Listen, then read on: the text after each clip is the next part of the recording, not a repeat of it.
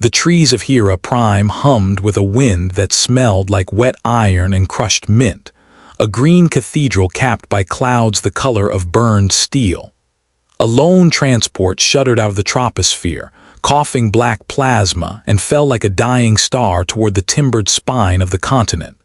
It gouged a seam through the ancient forest, tore through 5,000 years of lichen-laced bark, and came to rest as a broken rib among the roots.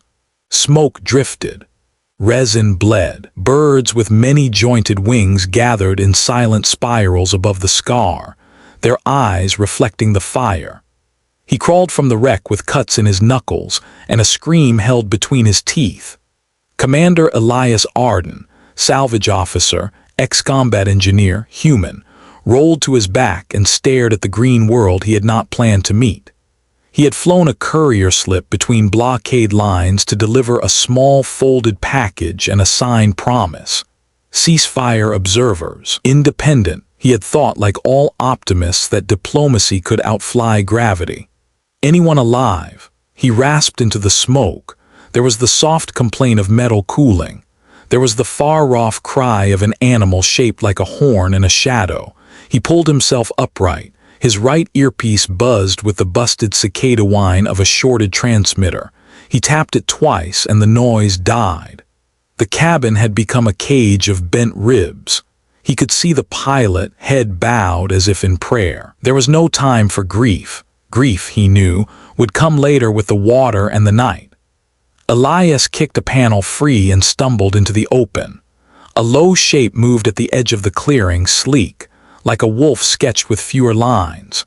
He froze. The beast studied him with lantern-yellow eyes, blinked sideways lids, and melted back into the forest of red-brown trunks streaked with moss that glowed faintly where the smoke drifted over it. He had 67 minutes of breathable air before the scrubbers on his suit clogged with soot.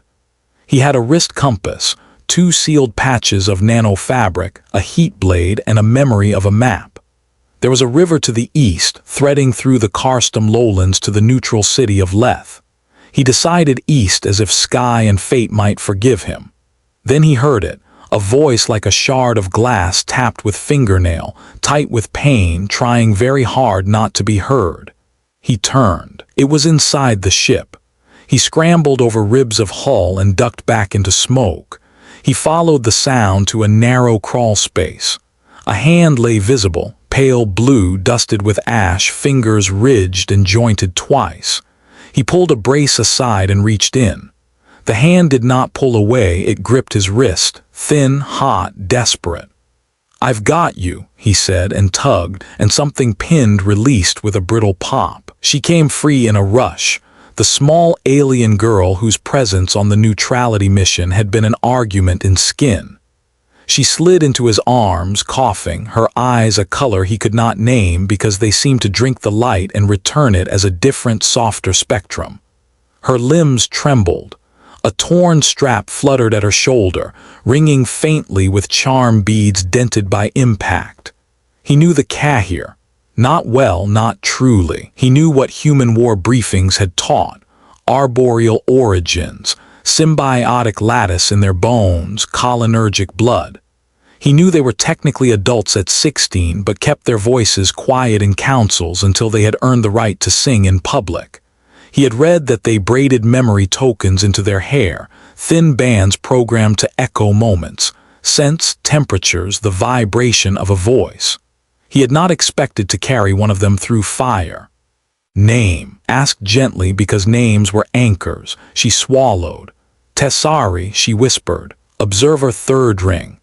She pressed the side of her stomach with a small hiss and he saw blood dark as plum jam seep between her fingers. He worked in silence, seal patch, stabilizer, a measured squirt from the med pen, mind skittering ahead like a scout. The air tasted like copper. The ship groaned again. The forest leaned closer. He caught her under the knees and shoulders and stepped into the green. The world accepted them and did not care. He walked until the smoke was behind them and the birds were simply birds again. He set Tessari down beside a tree whose bark was soft enough to press a handprint and stared at the rip in her side. It ran along the ribs, shallow then deep then shallow again, like a river hesitant to pick a bed. The med pen had clothed it in coagulant, but the edges were angry. He needed water. He needed clean cloth. He needed a moment to memorize what direction he had come from, because memory saved lives and the forest was full of near-identical columns. She watched him, eyes bright with fever, and when he glanced up, she smiled as if inviting him to laugh at a shared joke. "It's nothing," she said, and then as if explaining, "We say that in the old songs after the rains end. Nothing because the world is clean again. It isn't a lie, it's an aspiration." Her voice fluttered. "You are Elias Arden. What gave it away?" "You carry yourself like you expect someone to need saving," she said, and her mouth quirked with something that might have been humor if the pain had left any room. He found water in an old root hollow that had filled with rain, tethered his canteen to a strap, and skimmed from the clean top layer. He was careful. Boil would take power. Filtration he still had. He came back, cleaned the blood, wrapped her in nano fabric that knit itself to itself, and lifted her again. "Hold on," he said. "I will," she murmured. The forest floor was a complex of damp rot and springy mycelium that glowed when stepped on. He tried not to step on it and stepped on it constantly. Once, a creature like a fistful of yellow ribbons leapt from a low branch and hung in the air by vibrating its ribbony limbs. It considered them and drifted away. He thought about human cities, how their lines had seemed straight at the time, how they had held illusions of control like delicate glass, and how often he had walked beneath towers thinking they were trees made honest. They reached the river as evening cracked open. The world shifted from green to the specific gray that seasons every planet at dusk. He felt Tessari's breath shallow in his arms, quicken as cold woke the edge of shock. He set her against a rock warmed by the day and waded into the river to his knees. He let the water bite him, let it chew skip scabs off his knuckles. Then he collected stones, smooth and flat and almost black, and arranged them in a circle just back from the bank. It pleased some ancient animal in him to see the geometry. He built a fire, small and clean, feeding it branch tips from a tree that smelled like rain on hot dust. The smoke curled straight up, accepted by the evening. He cooked nothing. Food was ration, but he boiled water because even a little heat felt like luck and let Tessari cup the steam into her face. He watched it soften the pinch around her eyes. "Your people," she said between swallows, "sing work songs when they mine asteroids. It is noted in our records. The pitch is low, the vowels are open. The words are about heat and dust and a woman's hand on a shoulder when the airlock cycle finishes. We translated only half, but we kept the rhythm. We like to keep rhythms." Elias blinked at her over the rim of his canteen. "I didn't know anyone recorded that." Tessari tilted her head up at the sky with its first content stars. "We recorded as much of you as we could. You are loud."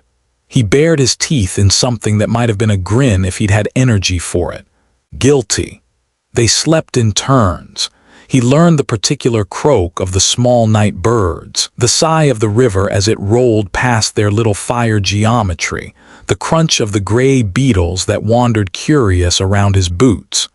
He learned, too, the slow heave of Tessari's chest, the way her fingers tightened in sleep as if holding a wire.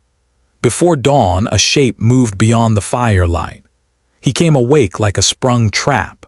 The shape paused, sniffed, and padded closer. Not the ribbon animal, not the sleek wolf thing, but something intermediate, a narrow-hipped predator with a mane of silvered hair. It peered at him with a frankness he respected, and then at Tessari with a very different frankness that he did not. His hand closed on the heat blade. "Don't," said Tessari softly, not opening her eyes. "Offer it a memory." "I don't have. Everything we are leaves residue," she whispered. "Your kind shoots less to the air than ours, but the animals here know we are packages of stories. Let it smell something bright. The scent of your child days, sweet." He frowned, hating the word child days because it knocked an image loose of a sunburned boy running across solar deck trusses while his mother called, laughing. But he unclipped one of the little flexible rings from the lanyard at his neck. It wasn't a memory token the way Kahir made them. It was simpler. A coil woven from the fiber of the first space suit he had patched, nicked with scorch marks from a training burn. He held it out. The predator leaned forward until its whiskers stirred the hair on the back of his hand, sniffed long and deep, and relaxed back onto its haunches with a chuff that sounded absurdly like a sigh. It laid its narrow face on its paws and blinked at the fire as if expecting a story. Tessari smiled without opening her eyes. "Good," she murmured. "It thinks you are not a threat, or it thinks you are a good threat that does not waste meat." "Comforting," Elias said. At dawn, the river turned to hammered metal and then to glass. Elias washed Tessari's wound and replaced the wrap. She winced but said nothing. When he looked at her, she said again, "It's nothing," as if she could make it so by force of intention. "It's not nothing," he said. "It's complicated. Complicated is the enemy of survival." "You say that as if survival is a task," she said. "Where I'm from, survival is the grammar of everything else." "Where I'm from," he said, "we don't talk about grammar. We talk about breaking the rules and seeing what survives." She gave him a sideways look. "And what survives?" "We do," he said, and made himself believe it. They found a path along the river where the ground held and the roots made a staircase. Elias made a litter from sapling poles and the ship's dragged tarp. Tessari protested exactly once and then settled onto it like a queen who understood that thrones were tools. He hauled and paused, hauled and paused. The predator followed at a distance like a hired god. He thought about the map again. Leth was downstream in a slackwater pocket where the river split and braided. Neutral city, a phrase that looks simple until you taste it. He had been to neutrals on a dozen worlds, places where conflict had to pretend not to exist for commerce to proceed. He did not love them, but he loved a hospital more, and he loved the idea of Tessari not bleeding to death even more than that.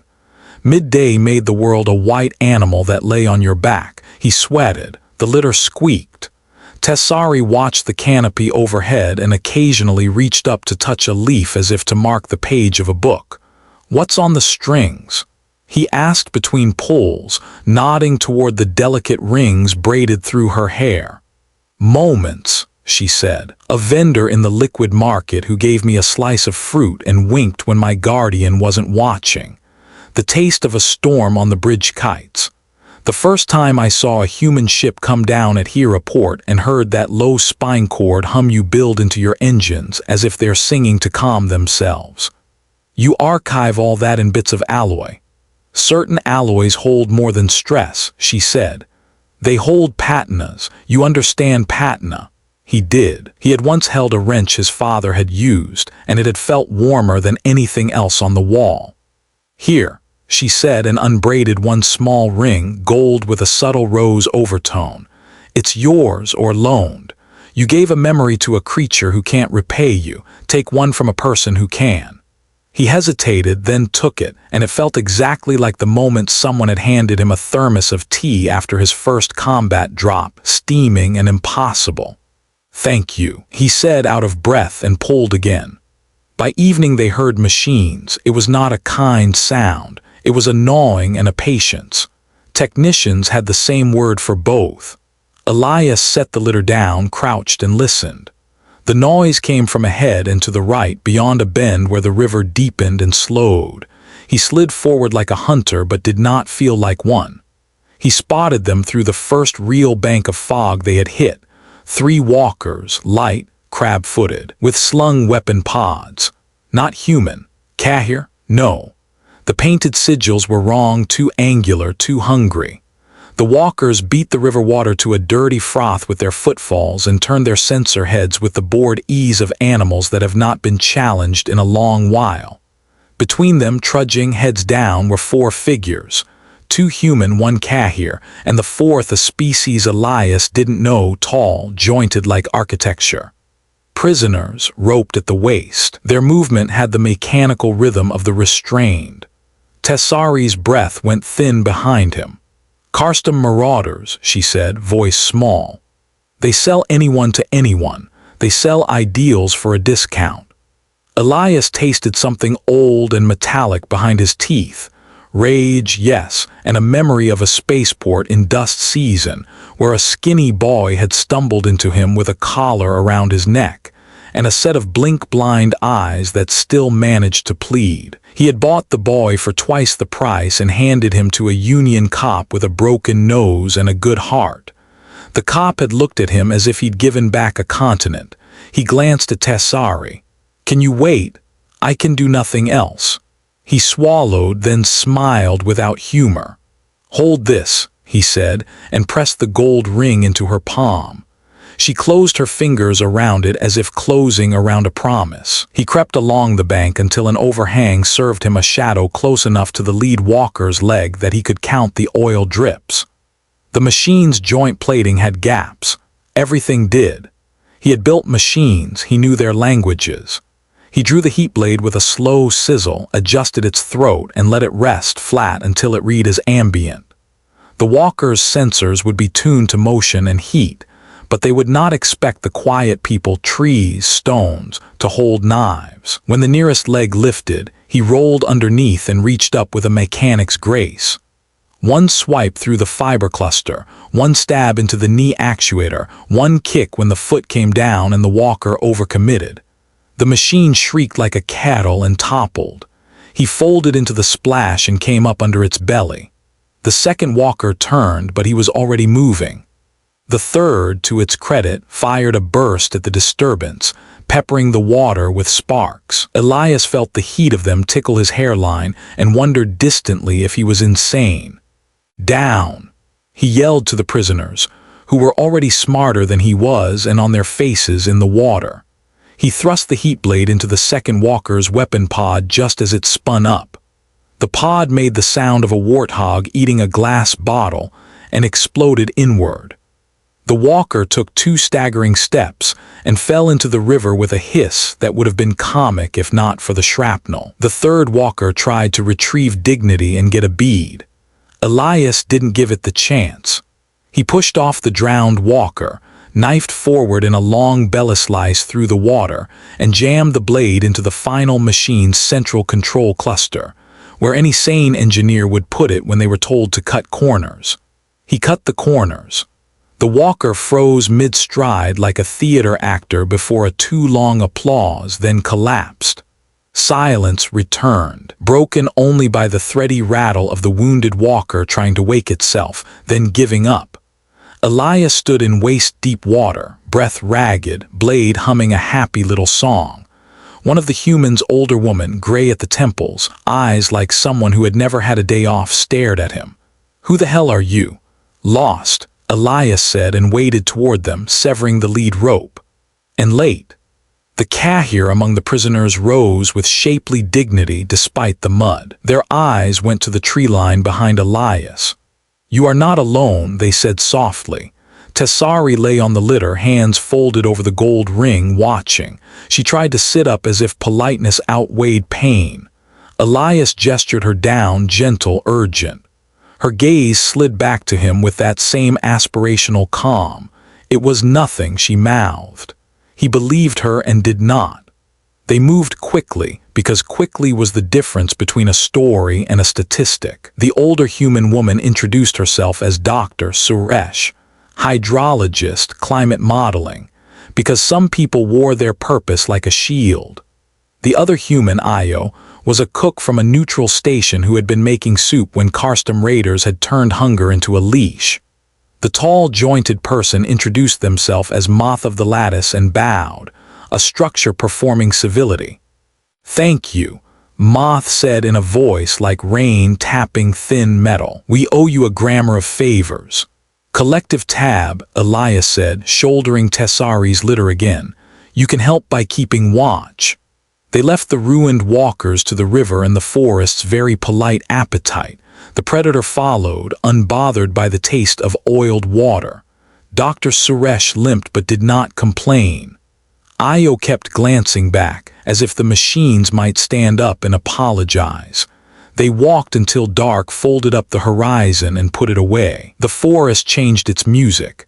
The river slowed as it wound into a set of shallow floodplains, grass whispering like a brushed drum. The first low lights of Leth flickered upstream, warm and sorrowing. Elias set the litter down, rolled his shoulders, and felt the line of his life bend a degree to the left. "Almost," he said. "Almost is a kind of hope," Tessari said, breath feathery. "They made the last kilometer by will. The outer wardens of Leth, humans in patched uniforms, Kahir with memory silver woven into their belts, and two architects like Moth, watched them come with rifles held not unfriendly but not yet put away. Leth had learned neutrality the way some people learn to walk again after their spine breaks, deliberate, painful, always uncertain. "Help," Elias said, which is a magic word when said honestly. The wardens moved as a single mercy. They took Tessari into the infirmary where the wall vines had been trimmed to make space for what passed as sterile.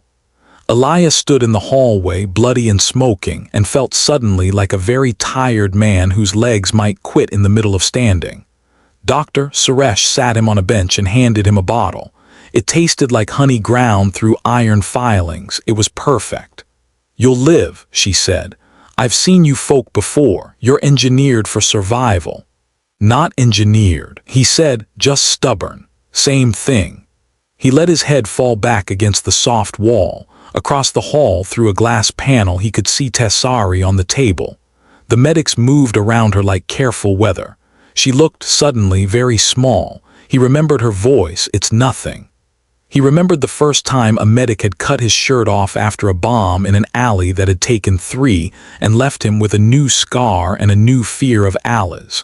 He remembered his mother's hands afterward, cool as space, pressing that fear like dough and setting it to rise into something he could eat. It was nothing. It was not nothing. It was a pivot on which a life could turn. The door opened. A medic, Kahir, hair in a crown of rings that chimed as they moved, stepped into the hall. "She will live," they said, "but rest will argue with her. She is a talker." "I noticed," Elias said. Relief unstrung him for a moment and left him loose enough to breathe. "Coordinates?" the medic asked. "Where did this incident begin?" He told them. They shared a look with the hallway guard, worry braided with calculation. "Consider the city," the guard said, "under conditional siege. Marauders have been circling like crows. Your fight at the river will bring them quick." Elias stood, and some other version of himself, the officer one, snapped into place like a tool into a glove.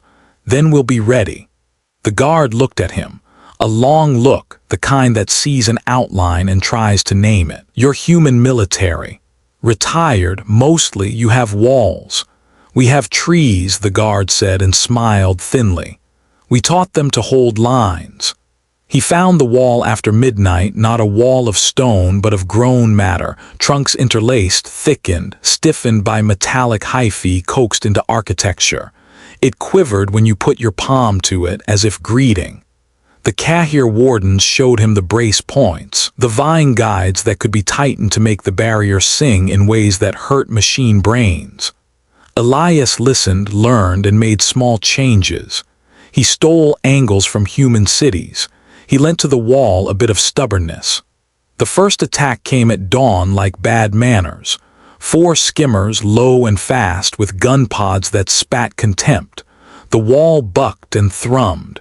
The skimmers recoiled like animals who taste a nettle they didn't know. Io, who had never fired a rifle at anything bigger than a rat in the pantry, shot calmly and well. Dr. Suresh fed powder to the wall vines to make them strong. Moth of the lattice stood in the gate and sang. The sound fit the geometry like a key. The skimmers swung wide and dropped pods full of disposable fighters, spindly and eager. Neutral cities that stay neutral stay that way by being terribly polite to violence until it leaves out of shame. "That won't work today," Elias murmured, and stepped into the slant of the morning with a rifle in his hands and his heat blade at his hip. He did not think he was brave. He thought he was tired of bad people making good people small. He shot a clean rhythm. He moved a practical geometry. The fighters fell, some in pieces, some all at once like puppets sleeping. The skimmers squinted at the wall and left to reevaluate their self-esteem. By midday the wardens were sweating but still singing. Tessari had slept through the first battle, drugged into a gracious oblivion. Elias allowed himself a sip of water and 10 seconds to lean against the wall and feel it hum like a heart. They had a second day, a third. Sleeplessness turned people into softer versions of themselves, easier to dent but also more willing to bend. Elias repaired rifles with the patience of a father fixing toys. He taught a handful of wardens how to read the angle of a shadow on a gunner's face and know where he would aim. He unrolled his last med patch for a child who had tripped in the bustle and split her chin. She stared at him, solemn, and gave him a bundle of dried yellow leaves in exchange. He went to the infirmary when he could, a ghost with hands that smelled like hot metal. Tessari woke on the third evening and caught his wrist as he passed. "It's nothing," she said, a hoarse parody of herself, and then grimaced. "It is not nothing," I lied. "Do not tell my elders." He pulled a stool, he sat, he wore a look he knew to be foolishly fond. "We survived. We will," she corrected softly. "That is the grammar." He cupped his hands, grew suddenly shy. He opened them. The gold ring lay in his palm.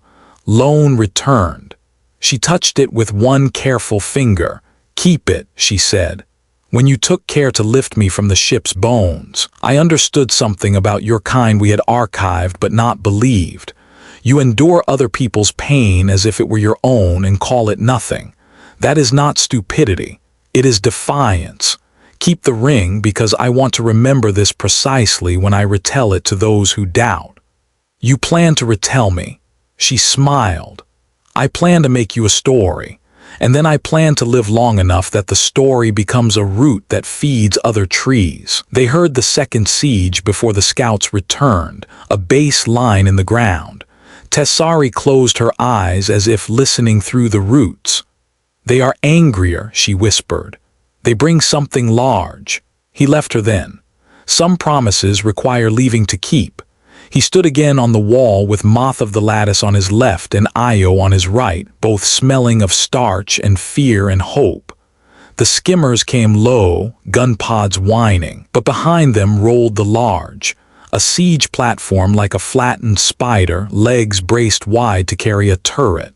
The turret wore a grin of rotating barrels. "We don't have cannon," the guard muttered. Elias flexed his fingers. "We have angles," he said. "And music." He sent runners. He sent Dr. Suresh to loosen the wall vines just enough to deepen their pitch. He asked Moth to sing a note that made the air tremble. He told the rifle lines to hold until the first volley passed. He had once made loud things for money. Now he wanted to break them with quiet. The platform crawled closer, barrels spinning faster. The air skinned itself with static. Elias waited until he could see the heat shimmer of the barrel mouths. Then he nodded to Moth. Moth sang. The wall answered all along its length, a bowl struck with a silvered spoon. The frequency was low enough to taste. Elias could feel it in his sternum, in the old fracture above his left knee, in the scar along his ribs that flared on cold mornings with wordless complaint. The skimmer pilots flinched. The platform did not flinch. Machines are brave when they don't know fear. He gestured to Io. Now. Io lifted the shotgun Elias had rebuilt from screws and love and fired 3 times at the closest skimmer. The skimmer's left rotor coughed. The machine listed. The platform corrected for the shifting air with a little wobble that forced its legs to splay. It tried to compensate with more spin. The wall's song moved that spin from a circle to an oval. The bearings complained. Elias smiled a small private smile. He raised the heat blade and slashed the air before him. To anyone else it was theater, but to the wardens on the line it was a signal. The rifles spoke in chorus. The first volley took the platform's sighting sensors. The second took the third leg from the left at exactly the joint where the metal was thinnest because accountants had done math. The platform lurched. Elias ran.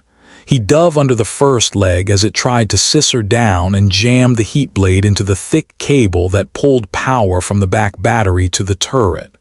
The cable peeled like a fruit. The machine hiccuped.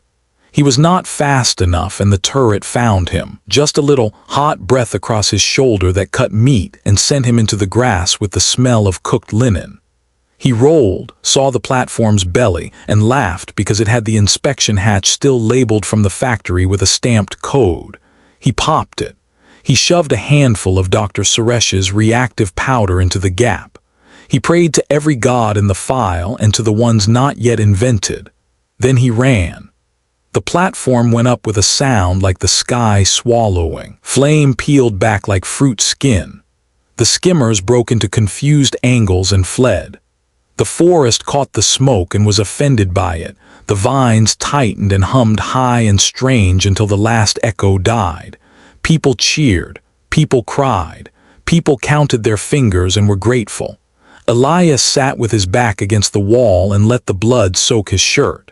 He saw the predator curl at his boots like a cat and blink its lantern eyes, unconcerned. He saw Dr. Suresh appear with a look that said, "I am too old for this," and then kneel with efficient hands. He saw Io grin like sunrise. He saw Moth bend like a tower to speak thanks in a language that tasted like rain. He saw Tessari in the infirmary doorway, pale, unsteady, supported by two medics who scolded her even while adjusting their grips. She wore new bandaging the color of river stones. She came to him like someone learning gravity again, knelt, and pressed her forehead to his knuckles. "It was nothing," she whispered, and this time he heard what she meant, the pain that he would diminish by carrying it, the debt she would repay by remembering. "Rest," he said. "You first," she murmured and touched the gold ring where it hung against his chest. The Karstam marauders did not leave. They regrouped. They sent emissaries who wore too much white and spoke of terms. Leth listened and sent them away with packaged bread and a map to a place where rabid goats lived. They came back angry, as people often do when they have been treated kindly and cannot eat it. The neutral council convened. Kahir elders whose hair rang like caution, human traders with patient faces, architects who leaned close to hear small voices.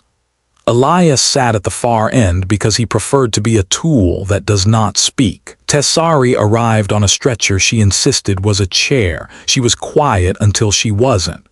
"Leth does not wage war," an elder said, "but neither does Leth pay for its peace with its young."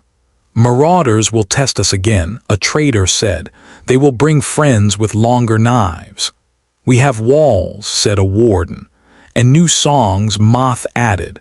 "We need you," Dr. Suresh said to Elias, which made the room shift, because humans who say we need you mean I am not too proud to ask.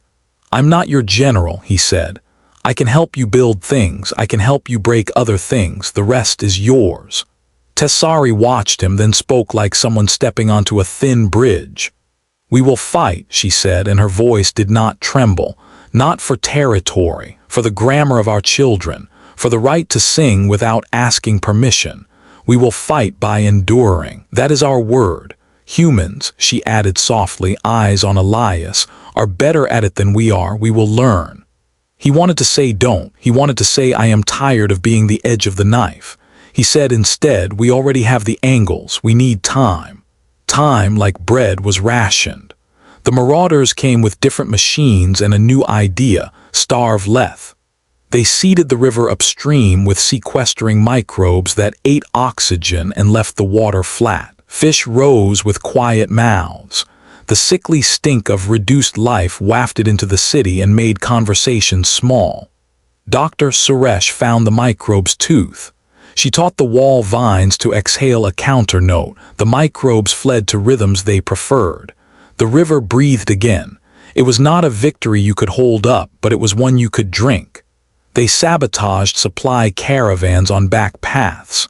Io, angrier than soup usually made people, built decoy carts that stank like good flour and were filled with dusty air. Marauders took them, opened them, and learned laughter from the men and women they could not starve. They tried to recruit from the city, whispering that humans were coming to strip the trees and Kahir to sing the stones silent. Leth answered by putting Elias and Tessari in the same square at the same time and letting them sit, side by side, the human with his hands bandaged, the Kahir with her side stitched, both staring up at a sky that was red that night because of dust, not blood. People watched and decided to say no. In the slowness between attacks, Elias and Tessari walked the wall. He told her about ships so big they needed their own weather. She told him about a bridge kite festival where children ran with spines of light behind them, while elders sang old words about wind and surrender. He learned the lift of her laughter when someone swore in a language they didn't know he understood. She learned the shape of his anger when he watched a marauder girl, no older than she had been when she left home, being pulled back by a collar and crying soundlessly because the sound did not help. "What if we ask them to sit?" she said once. "To eat, to listen. They'll take the bowls," he said, "and sell them back to us." "Some will," she said. "Not all." He looked at her and felt something inconvenient stir, hope that was not tactical. He had led men into fights with less useful fuel. On the 7th day of deliberated peace, the marauders came with friends, a coalition of small crews who had decided to be big together, the way bad ideas often do. They surrounded Leth not with steel but with announcements, loudspeakers that told the city they had till sunset to open the gates and let commerce proceed. It was a good line. It sounded almost reasonable. Tessari stood at the infirmary window and listened. She touched the gold ring. She remembered being lifted from the broken ship like a child from a dark water, remembered the way Elias had said, "I've got you," with no space left in his voice for doubt. She remembered more than 60 moments since, small ones like a borrowed strand of hair to tie a splint, large ones like a song that stitched a wall into a drum that broke a machine. She cataloged because that is what her people do. She braided those moments into something stronger than fear. She left her bed. The medics swore in 3 languages. She ignored them with exquisite politeness. She stepped into the square onto the low platform where announcements were made, births, deaths, market rhythms. Elias saw her and shook his head once. She lifted a hand. He stopped shaking because he had learned to trust the moment when his plans encountered something better. Tessari addressed the city and the men outside it. Her voice was not loud. It did not need to be. Leth hushed. Even the river held itself small. The loudspeakers faltered for a beat, then continued, but the city was no longer listening to them.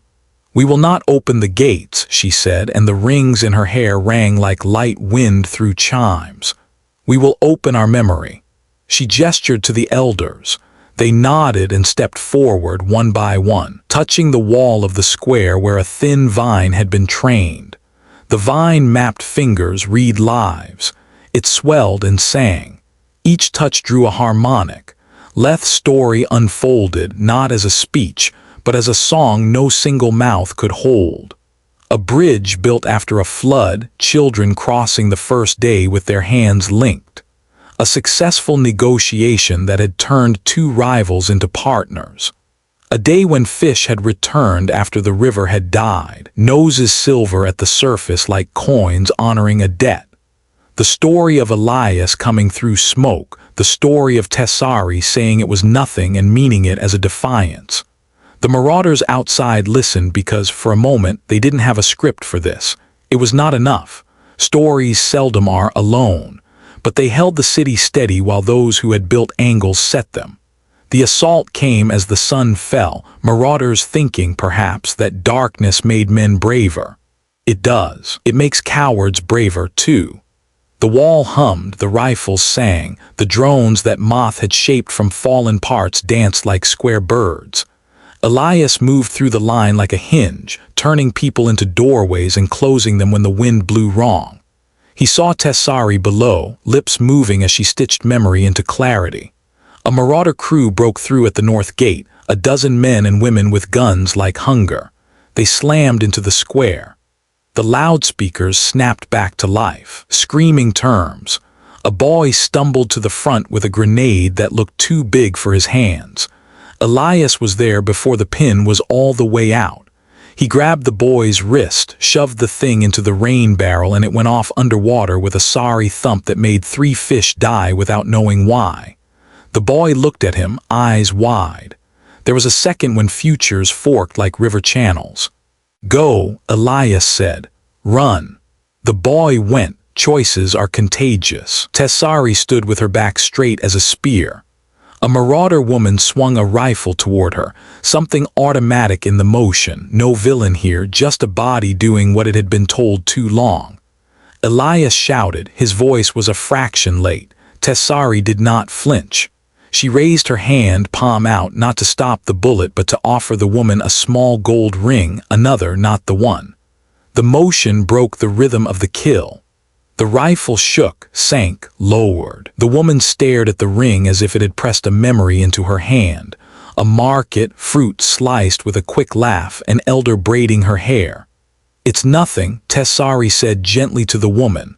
"I want you to believe that and then make it true."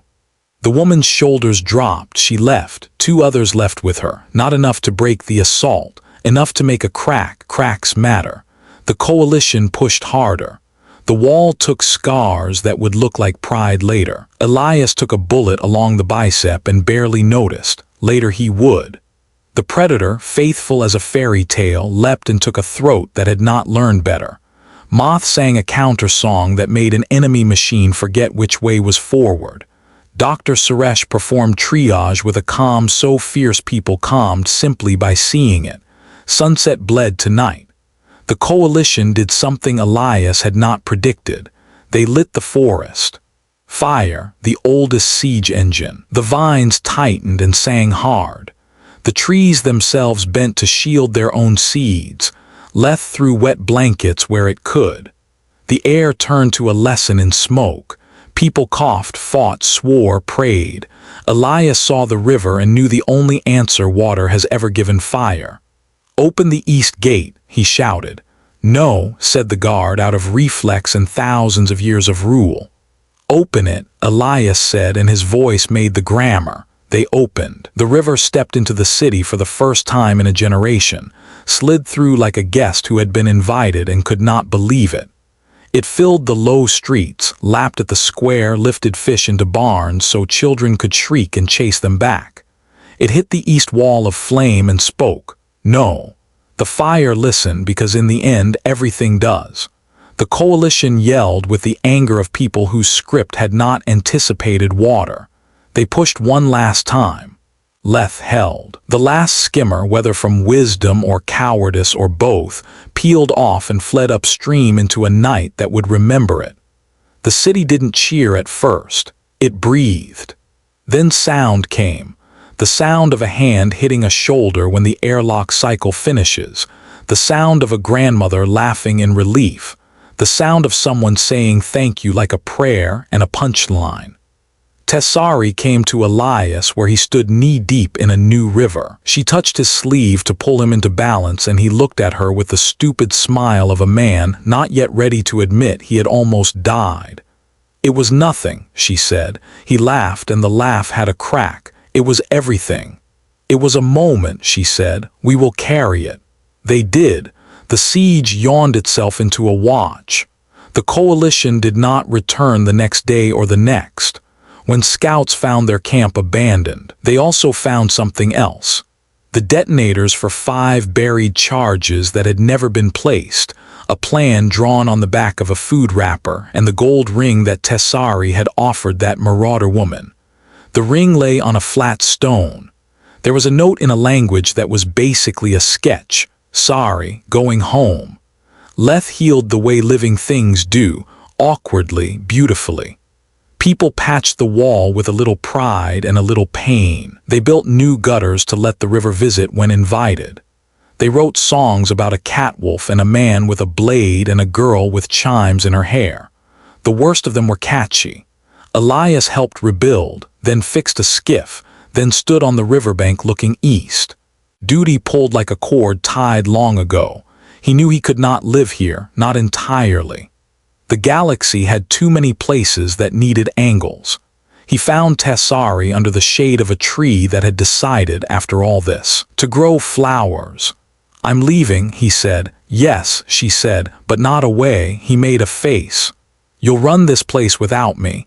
I will speak when needed and keep quiet when not," she said.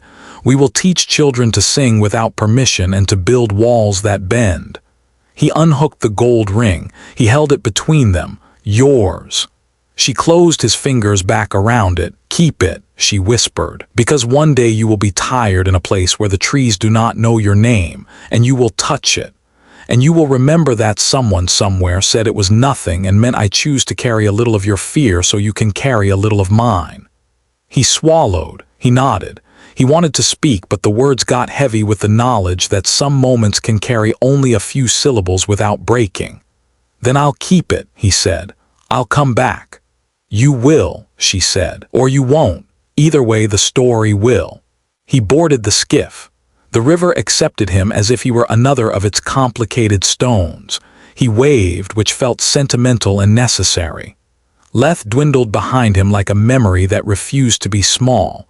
He passed the scar where his ship had fallen, now softened with green. He saw among the new growth a set of small handprints pressed into a tree, the wardens, maybe, teaching their children to leave marks. The predator followed a while along the bank, and then peeled off to hunt something more interesting than a man leaving.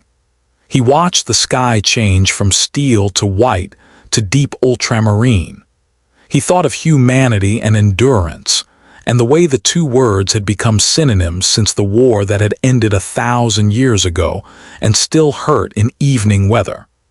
A day later, he found a relay tower that listened. 2 days after that, he found a ship that did not want to help him until he fixed a leak in its coolant loop with a strand from his lanyard and a promise. He sent a message to the Neutrality Council at the edge of the Anvil Nebula. "Leth stands. Do not forget them when you unscramble your maps." Then he fell into sleep like a well. He woke on a starlit trajectory, the ship purring like a large, clean cat. He reached for the ring without thinking and felt it warm under his fingers, as if new moments had already turned to patina. He did not cry. He did not cry. He drifted. He worked. He fixed things. On a station rimmed in frost, he repaired a valve that had been misreading the language of pressure. In a city built in the shadow of a mined-out moon, he taught a boy how to brace with his knees when soldering so the joint would hold. In a diplomatic hall that smelled like anxious flowers, he told a room full of well-dressed people who had never been hungry about a city that had opened its gates to a river. He walked into trouble with the gravity of a man who could not pretend to be surprised. He let himself be angry and patient, and when needed, stupid in the right direction. Along the way, he met a marauder woman at a market that did not mind who you had been if your coins were good. She wore her hair in a new way and bought fruit for a child who called her mother. She looked at Elias and did not look away. She touched her ear where a small hole spoke of a ring once worn.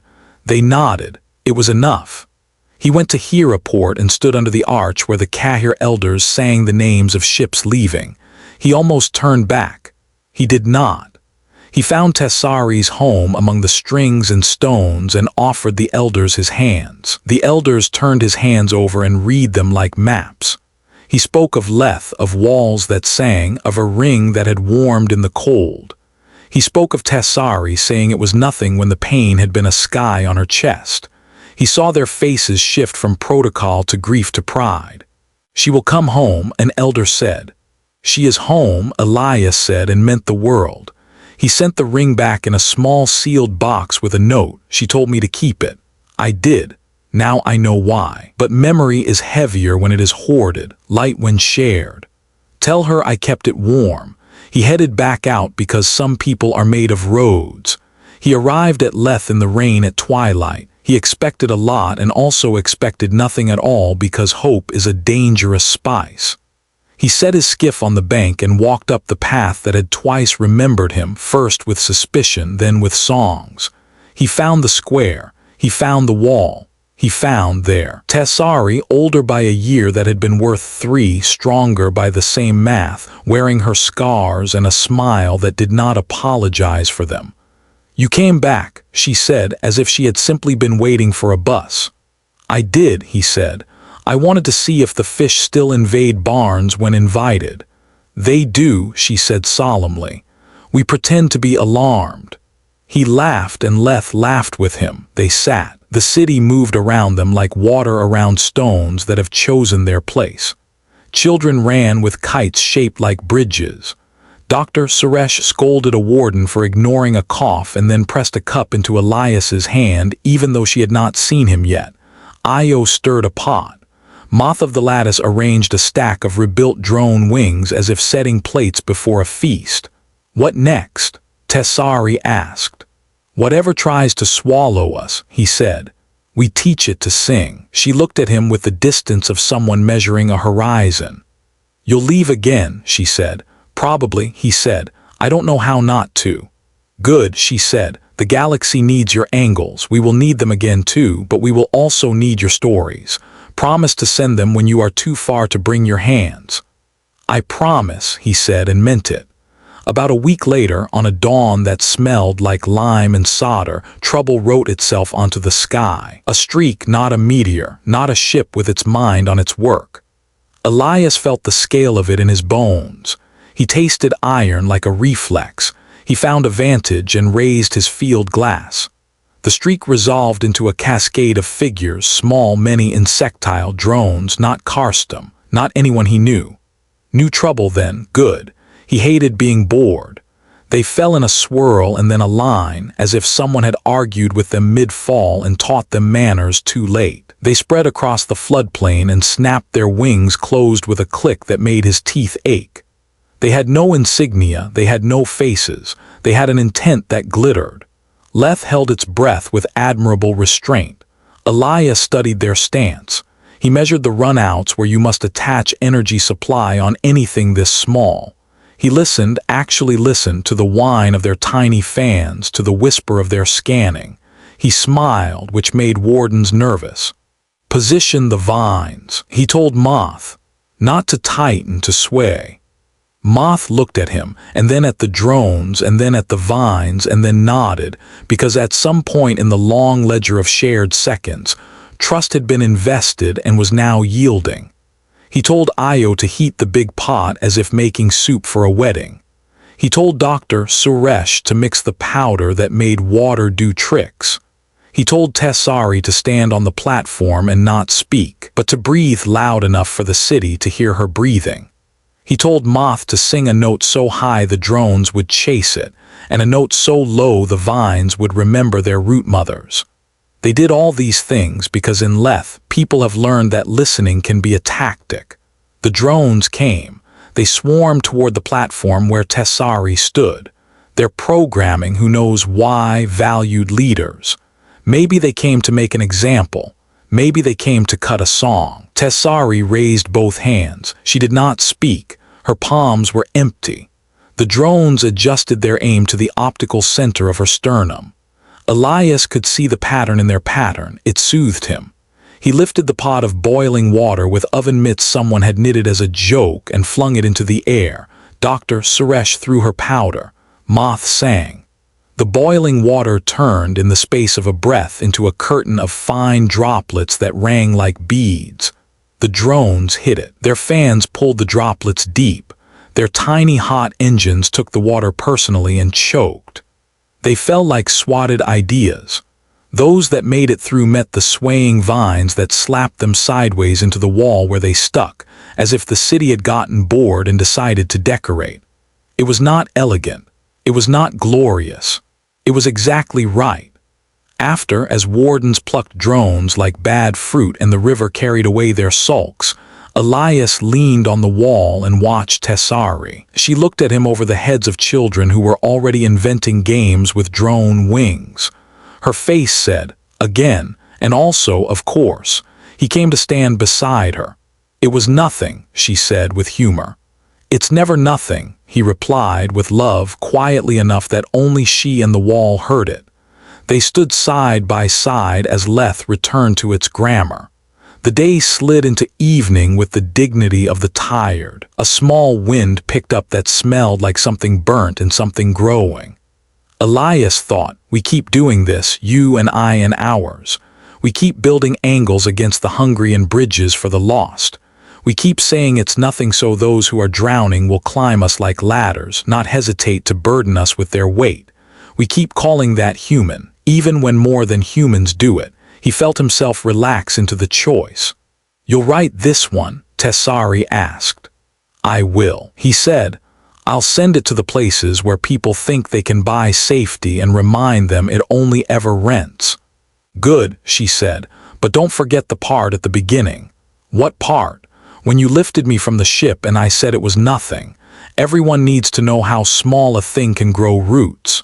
He nodded. He would. He would tell it again and again until some child who had never seen a forest knew what he meant when he said the trees sang. He would tell it until some engineer designing a turret in a dead night remembered to thicken a joint because angles cut both ways.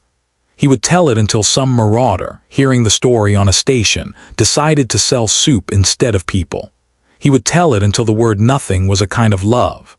As stars pricked the sky, small necessary punctures that let the darkness breathe, the city settled. Music drifted, old and new. Someone laughed themselves into a cough and then out of it. The predator curled near the steps and dreamed of ribbon animals. The wall hummed, low and content. Elias looked at his hands and saw not scars so much as annotations. This is where I held, this is where I cut, this is where I made space. Tessari leaned against the rail, eyes half closed. She would leave Leth one day, he knew. She would carry the grammar into rooms that thought silence was neutral and teach them otherwise. She would tell the truth small enough that it fit into closed fists and big enough that it filled halls. He hoped he would be there to hear it. He accepted that if he was not, someone hungrier and braver would be. The night stretched, lovely and unending. He realized he had been clenching an old fear of leaving, of staying, so hard it had become a tooth. He let it go. It fell, made a sound only he heard, and ceased to be a weapon. When he finally slept, head against the warm wall, his last thought was of a ring warming in cold fingers on some far ship, where a human whose name he might never know touched it for luck before stepping into the quiet. That was enough. Headphone, if you're enjoying this story, take a second to like and subscribe. It really helps keep humanity's stories alive among the stars.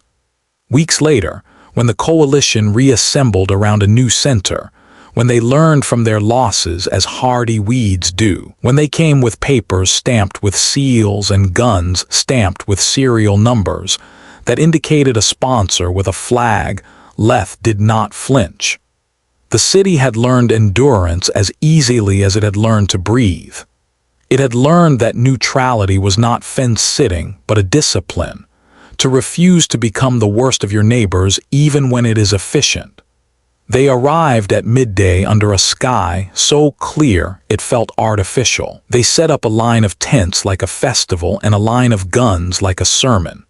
Their commander wore white again, cleaner than any field warrants. He spoke into a cone and his voice came out bright. He said, in the polite voice of a man delivering a menu, that Leth had one day to agree to terms of contribution.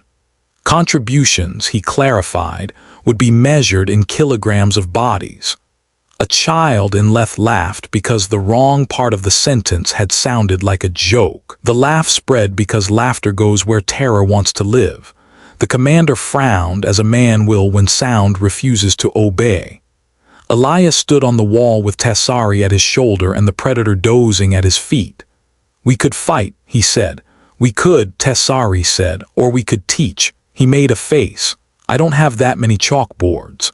I have songs, she said, so Leth sang, but not like before, not the old shared memory lines. They sang names one at a time, from both sides. They began with marauder names because generosity disarms better than knives. The scouts had learned them in the idle hours between skirmish and supper. Names slip between tents like mice if you feed them. They sang Eshan, who cheats at cards but only with friends, Mika, who still writes letters to a crown that will never answer, Jor, who lost 3 brothers to work and 1 to rage.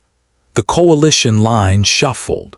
The commander stiffened. Then someone inside their ranks sang back, because names are keys, because someone on their side had lost enough to forget the tune they had been given. Song cracked formation. A dozen left. A dozen more. The commander ordered fire. Fewer obeyed. Elias could have shot him then. He did not. He was tired of stories that end cleanly with blood. He watched the man, who was small inside the white, fold himself into resignation like a note and leave. They followed, not in fear, but in shame. It is the better leash. Leth's day resumed its grammar, bread, water, repair, counsel. Elias went to the infirmary and cleaned bandages without being asked. Tessari sat with Dr. Suresh and Io and Moth and an elder and decided where to put a new fountain. The predator found a sunny patch and did nothing at the professional level. A child brought Elias a drawing of a ring and said, "Is this how we remember?" Elias said, "It's a good start." A trader came at dusk from a city that had not decided itself yet. She said she had heard about a place where the river comes inside when it needs to and where walls hum you to sleep. She looked skeptical, the way sensible people do when shown miracles. "See for yourself," Io said, handing her a bowl. She ate. She would stay. In the quiet after rain, Elias found Tessari by the river. She stood with bare feet in the mud. She looked at him with a question that had taken root since the first day and was now ready. "Why do you do it?" she asked. "Not the fighting. I have watched humans fight. You were born with that muscle. Why do you stay? Why do you carry people out of broken ships and then build songs and then leave before you see the last verse?" He thought. The river kept time. The wall glowed faintly with a fungus doctor. Suresh liked for teaching children about symbiosis. "Because we remember," he said at last. "Not as well as your people, maybe. Not with rings and vines, but in other ways. My mother used to say, when the power goes out, you light your neighbor's stove first. I couldn't save the crew of my ship, I saved you.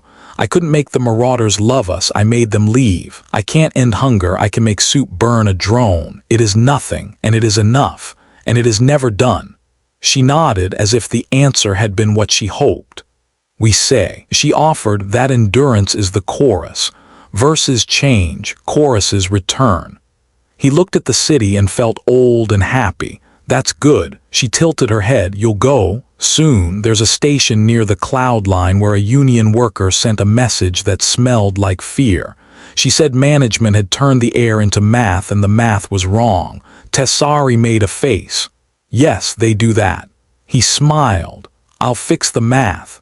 "Send a story," she said. He tapped the spot where the ring had hung and where, now, he wore a thin cord plaited from the hair of Leth's wall vines. "Always." He left at dawn.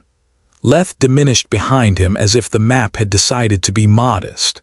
He carried with him dried flesh fruit, a folded note with Moth's song transcribed in numbers, a rag that smelled like soup, and the sense of being pulled forward by the small, strong hands of 100 lives he would never meet. He arrived at the Union station and found, as he always did, that the story he told of Leth helped the people there make their own story. Not copies, but cousins. They rewrote the math. They opened their gates to the river in the form of a relief program shaped like water, slow, persistent, wearing down edges. They stopped a riot by teaching each other names. They called him friend. He called them home and left before they could believe it. When at last he came back to Leth again and again and again, it was always the same and never, because endurance is a rhythm, not a rock. The wall grew in ways that made mathematicians sigh with pleasure. The river accepted its role and did not let fame make it proud. Children who had chased drone wings grew into wardens, wardens into elders, elders into songs. He and Tessari aged in the way of people who do not get to count birthdays because the work does not notice calendars. He held her hand exactly once when a new coalition formed with an old algorithm, and he thought for a second that he would not live to regret anything. They did not speak about it. It was not nothing. It was exactly enough.